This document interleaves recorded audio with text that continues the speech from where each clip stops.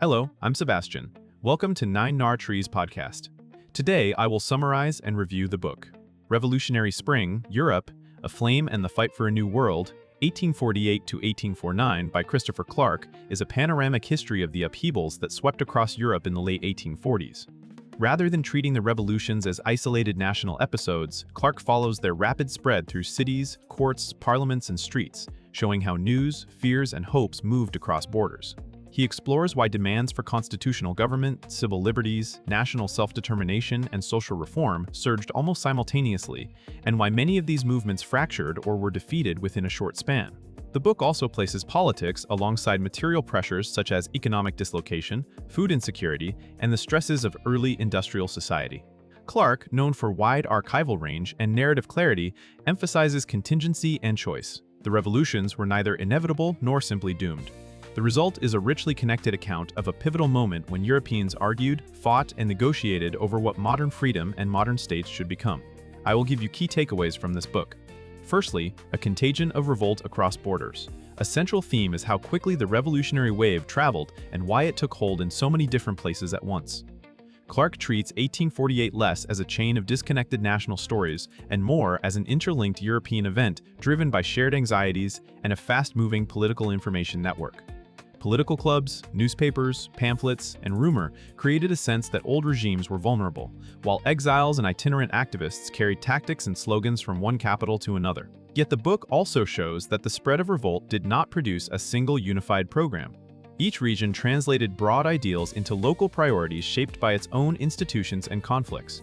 In some places, the focal point was constitutionalism and parliamentary power. In others, it was national sovereignty, religious tensions, or struggles over land and labor. Clark highlights how the same event, such as a demonstration or a royal concession, could be read as inspiration abroad and as a warning by rulers.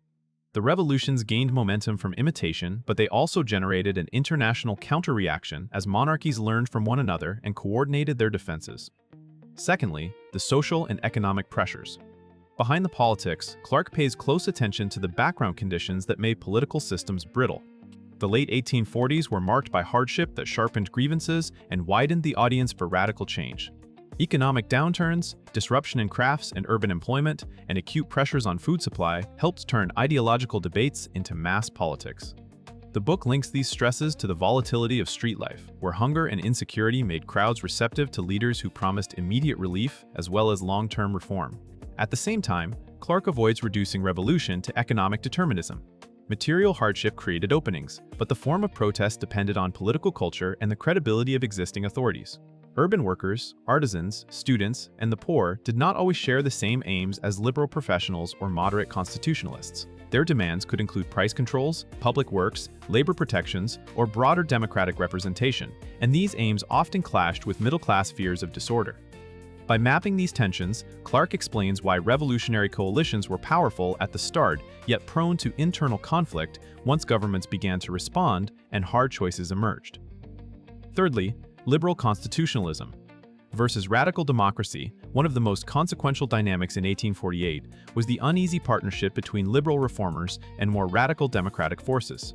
Clark tracks how early victories, such as promises of constitutions, expanded representation, and freer press, created expectations that quickly outpaced what moderate leaders were willing or able to deliver. Liberals often wanted rule of law, accountable ministries, and protection of civil liberties while keeping property rights and social order intact. Radical Democrats and many activists in the streets pressed for broader suffrage, stronger social guarantees, and an explicit break with old elites. The book shows how debates in assemblies and parliaments were inseparable from public demonstrations and the threat of renewed violence. Moderates sometimes relied on state coercion to contain popular mobilization, which in turn weakened revolutionary legitimacy among the very people who had forced initial concessions. Clark underscores that these were not merely abstract ideological disputes. They shaped decisions about policing, military loyalty, fiscal policy, and the boundaries of citizenship.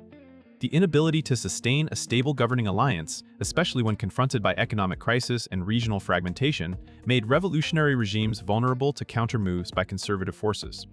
Fourthly, nationalism, empire, and the problem of many peoples. Clark highlights how nationalism both energized and destabilized the revolutions. In multi-ethnic empires and borderlands, demands for national self-determination collided with the reality that populations were intermingled and political boundaries were contested. Movements seeking autonomy or unification often found themselves opposed by neighbors pursuing their own national projects. This created cycles of hope and fear that could rapidly escalate into conflict. The book explores how imperial centers tried to manage these pressures through concessions, repression, or attempts at federal reform, and how revolutionary leaders struggled to reconcile universal ideals of liberty with particular claims of language, culture, and historical right. Nationalism also reshaped the strategic landscape. Rulers and revolutionaries alike worried about foreign intervention, alliances, and the balance of power. Clark presents nationalism as a force that could mobilize broad participation, but also one that made compromise harder. As revolutionary governments debated constitutional frameworks, the national question repeatedly surfaced in arguments over voting rights, administrative language, military recruitment, and territorial control. By showing nationalism in practice rather than as a slogan, Clark explains why the revolutions produced both visionary projects and bitter disputes that undermined solidarity. Lastly, counter-revolution, political learning, and lasting consequences.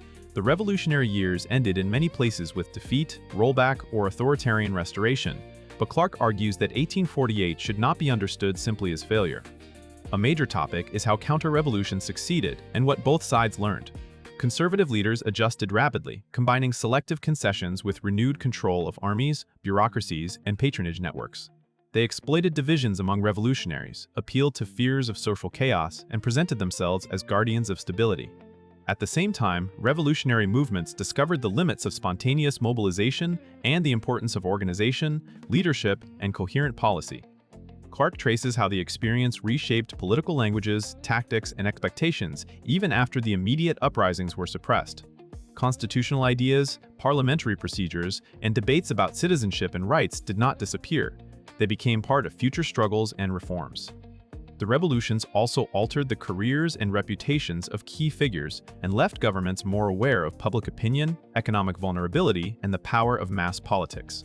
By treating the aftermath as a period of adaptation rather than simple reaction, the book clarifies how 1848 helped set the terms of later European political development. In conclusion, this book is best suited to readers who want a big-picture yet detailed understanding of the 1848 to 1849 revolutions, including students of European history, general nonfiction readers, and anyone interested in how modern political movements rise, split, and confront state power. It benefits the reader by clarifying how ideology, economic stress, communication networks, and institutional choices interact in moments of rapid change. You come away with a sharper sense of why coalitions form, why they fracture, and how outcomes depend on contingency as much as on structural forces. Clark also helps readers connect familiar themes, constitutionalism, nationalism, social reform, and state coercion, to the practical dilemmas faced by leaders and ordinary participants. Compared with many single-country accounts, this book is worth buying because it treats 1848 as a genuinely European phenomenon, tracing cross-border influences and parallel crises without flattening local differences. Clark is known for combining narrative momentum with analytical depth, and this approach gives the reader both a gripping chronology and a framework for understanding cause and consequence. If you want one volume that explains not only what happened, but why it unfolded the way it did and why it mattered afterward, this is a strong choice. If you would like to support Christopher Clark, you can buy the book through the Amazon link I've provided in the podcast description. After reading the book, please let me know what you think and share your thoughts. See you around.